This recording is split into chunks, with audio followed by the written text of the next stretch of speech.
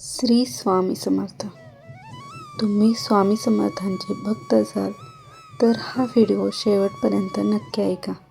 कारण अनेक लोक स्वामी समर्थांचा गुरुवार व्रत करतात, पण त्यातील काही महत्त्वाचे नेम माहीत नाहीत. त्यामुळे अपेक्षित फल मिळत नाही. आज मी तुम्हाला सांगणार आहे स्वामी समर्थ गुरुवार व्रत कसं करायचं, व्रत करताना कोणत्या चुका टाळाव्यात आणि एक छोटा उपाय जो अनेक भक्तांच्या आयुष्यात चमत्कारिक बदल घेऊन आला आहे. म्हणून हा व्हिडिओ शेवटपर्यंत नक्की ऐका. श्री स्वामी समर्थ. गुरुवार व्रताची सुरुवात कशी करावी? स्वामी समर्थांचा गुरुवार व्रत सुरू करताना सर्वात आधी मनात श्रद्धा आणि विश्वास असणं खूप महत्त्वाचं आहे. सकाळी लवकर उठून स्नान करावं आणि देवघरात स्वामी समर्थांची प्रतिमा किंवा मूर्तीसमोर ठेवावी. त्यांना फूल, अगरबत्ती आणि गोड नैवेद्य दाखवावा. यानंतर शांतपणे बसून श्री स्वामी समर्थ हा नामजप करावा. हा नामजप किमान 108 वेळा केल्यास मनाला खूप शांती मिळते. गुरुवारच्या दिवशी काय करावं? गुरुवारच्या दिवशी शक्य असेल तर पिवळे कपडे परिधान करावेत. देवाचं स्मरण करावं. गरिबांना अन्नदान करावं. स्वामी समर्थांना बेसन लाडू, साखर किंवा फुटाणे नैवेद्य म्हणून अर्पण करावा. ही गोष्ट लक्षात ठेवा की व्रताचा खरा अर्थ फक्त उपवास नसून भक्ती आणि सेवा आहे.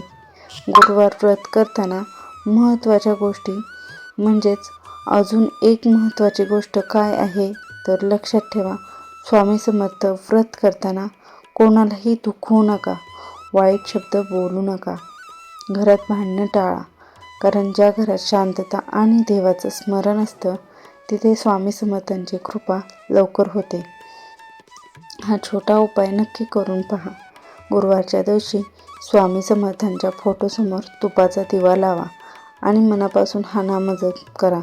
श्री स्वामी समर्थ, श्री स्वामी समर्थ.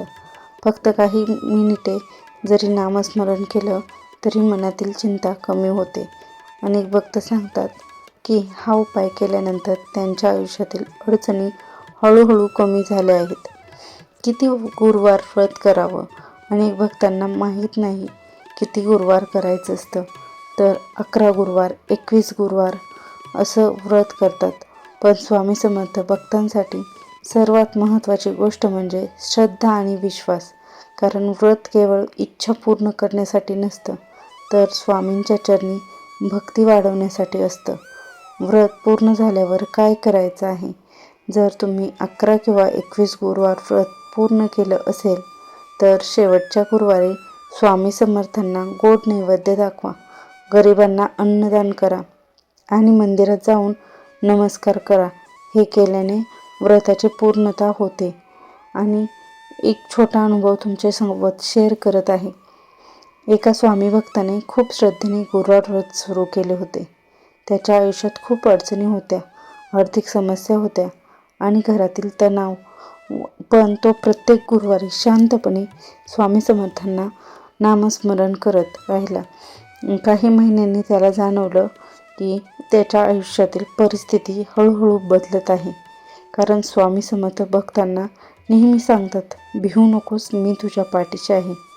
स्वामी समर्थांवर विश्वास ठेवा.